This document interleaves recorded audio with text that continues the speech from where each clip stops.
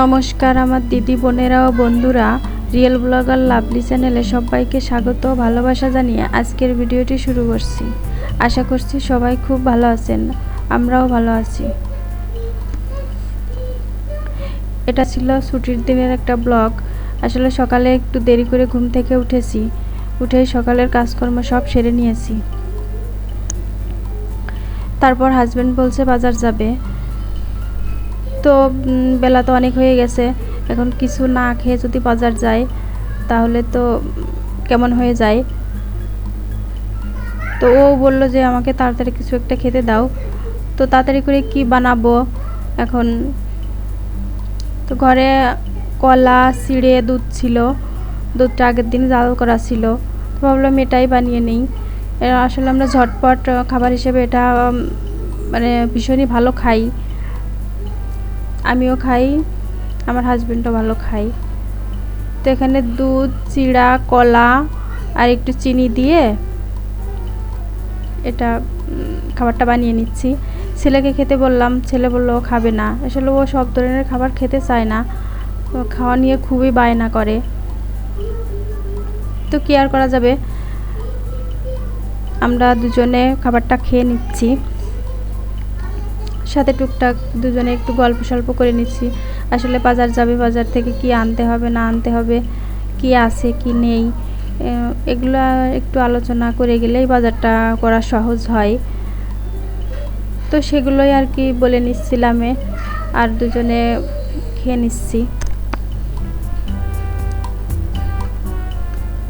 এটা কিন্তু খুব হেলদি একটা ব্রেকফাস্ট, বিশেষ করে গরমের দিনে এটা খুবই আদর্শ খাবার, আমার কাছে তো ভীষণ ভালো মনে হয়। তো খাবার শেষ করে থালা বাসনগুলো ক্লিন করে নিয়েছি অফ ক্যামেরায়। তো তারপর ছেলেকে খাইয়ে দিয়েছি, তারপরে আর টুকটাক যা কাজকর্ম ছিল সেগুলোও সেরে নিয়েছি। তো তারপরেও বাজার থেকে চলে এসেছে। এখানে দেখেন মাছ মাংসের বাজার। এটা হচ্ছে মাছ এনেছিল, একটা রুই মাছ 1 কেজির একটু উপরে হবে, আর এই যে 2টা মুরগি নিয়ে এসেছিল, একটা হচ্ছে ব্রয়লার আর একটা হচ্ছে সোনালি। তো এই ছিল আমাদের আজকের হচ্ছে মাছ মাংসের বাজার। আর সবজি নিয়ে এসেছিলো কিছু, মানে কিছু না বেশ কিছু সবজি নিয়ে এসেছে, আমরা 2জন মানুষ হিসেবে তো বেশ অনেকটা সবজি। এখানে ডাঁটা, পুঁই শাক, 3টা ডাঁটা এনেছে 18 টাকা দিয়ে। তো তাই হচ্ছে বলছিলাম দিবর বাবার সঙ্গে যে গত বছর বাড়িতে প্রচুর পরিমাণ ডাঁটা হয়েছিল, মানে সব জায়গায় ডাঁটা, ঘরের দুয়ারে ডাঁটা, ঘরের পিছনে ডাঁটা, যেখানে বুনেছে সেখানেও হয়েছে, যেখানে বোনেনি সেখানেও হয়েছে, এরকম একটা অবস্থা। আর আমার একটা আরেকটা শ্বশুরদের বাড়িতে তো ডাঁটারই বাড়ি হয়ে গিয়েছিল, এরকম একটা অবস্থা। তো এখানে দেখেন বেগুন, উস্তে, পটল, মিষ্টি কুমড়া, ঝিঙে, পুঁই শাক, আলু, অনেক বেশ কয়েক ধরনের সবজি এনেছে। আসলে গরমকালেতে এরকম ধরনের সবজি পাওয়া যায়। এখানে লেবু এনেছে 4টা, একটা যে চিনি গুঁড়া চাউলের প্যাকেট এনেছে।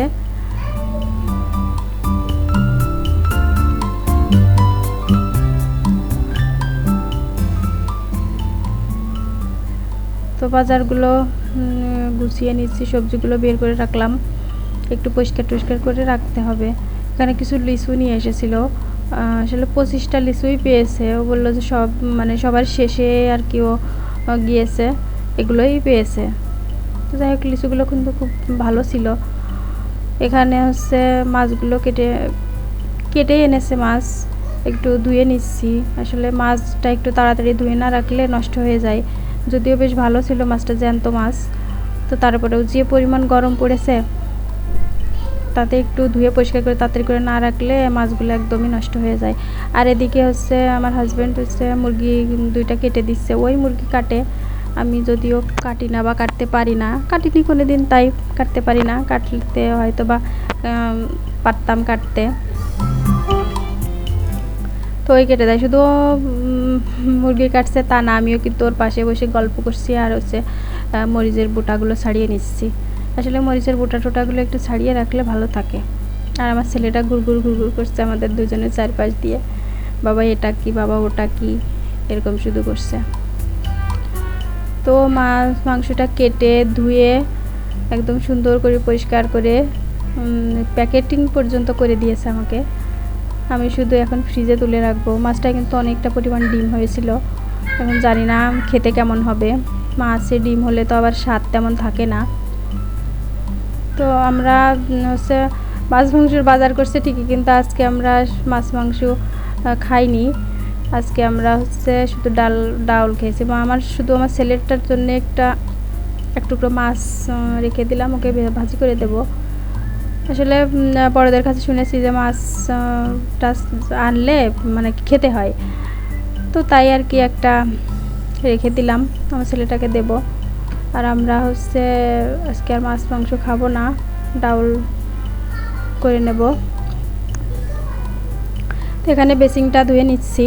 আসলে মাছ মাংস ধোয়ার পরে না বেসিনটা একটু পরিষ্কার করে না নিলে কেমন একটা আষ্টা আষ্টা গন্ধ আসে। আমাদের শরীর দিয়েও যেমন গন্ধ আসে, বেসিনের শরীর দিয়েও কিন্তু ওরকমভাবে গন্ধ আসে।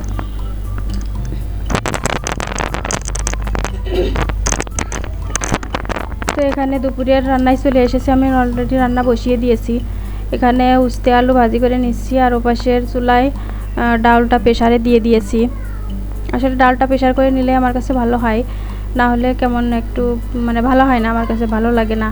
তো এখানে দেখেন উস্তেটা ভাজি করা হয়ে গেছে। উস্তেটা কিন্তু খেতে বেশ ভালো হয়েছিল, খেতে যেমন দেখতে যেমন ভালো হয়েছে, খেতেও ভালো হয়েছে।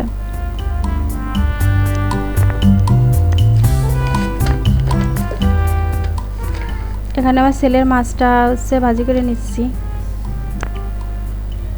মাছটা ভাজি করে ওর জন্য রেখে দেবো। এখন পর্যন্ত যারা আমার এই ভিডিওটি কন্টিনিউ করছেন, আপনাদের কাছে একটা লাইক দেওয়ার অনুরোধ রইল। আমার ভিডিওটি কেমন লাগলো কমেন্ট করে আপনার মতামত আমাকে জানাতে পারেন। আর যদি এরকম ভিডিও আরও দেখতে চান তাহলে আমার চ্যানেলটি সাবস্ক্রাইব করে রাখতে পারেন। আর যদি অলরেডি এই কাজটি করে থেকে থাকেন তাহলে আপনাকে অসংখ্য ধন্যবাদ। চাইলে ফ্রেন্ডস অ্যান্ড ফ্যামিলির সাথে শেয়ারও করতে পারেন। তো দেখেন এখানে ডাটা দিয়ে ডালটা রান্না করে নিয়েছি। ডাটা দিয়ে ডালটা বেশ ভালো লাগে আমাদের কাছে খেতে। আপনাদের কার কার কাছে ভালো লাগে অবশ্যই কমেন্ট করে জানাতে পারেন। আর এখানে ডাটার পাতাটা ভাজি করে নিচ্ছি পেঁয়াজ দিয়ে। ডালটা পাঁচফোড়ন দিয়ে ফোড়ন দিয়ে নিয়েছি। আর এখানে এই যে ডাটার পাতাটাও রান্না করা হয়ে গেল। তো অফ ক্যামেরায় আমরা চান ধান করে নিয়েছি। আসলে অনেকটা দেরি হয়ে গেছে, কারণ যেদিন বাজারের দিন থাকে সেদিন মাছ মাংস সব গুছিয়ে, বাজার সবজি সব গুছিয়ে রান্না করে খেতে খেতে আসলে অনেকটাই দেরি হয়ে যায়। তো যাই হোক, ছেলেকেও খাইয়ে দিয়েছি, ওকে মাছ ভাজি আর শাক ভাজি দিয়ে খাইয়ে দিয়েছি। এখন আমরা দুজনে খেয়ে নিচ্ছি। তো আপনাদের সঙ্গে নিয়েই আমরা খেতে থাকি, আপনারা দেখতে থাকেন। কি আর করা যাবে, আসলে কিছু করার নাই, এটাই নিয়ম। তো আজকের মতো এখানেই বিদায় নিচ্ছি। দেখা হবে নেক্সট কোনো ব্লগে। ততক্ষণের জন্য ভালো থাকবেন, সুস্থ থাকবেন। ধন্যবাদ।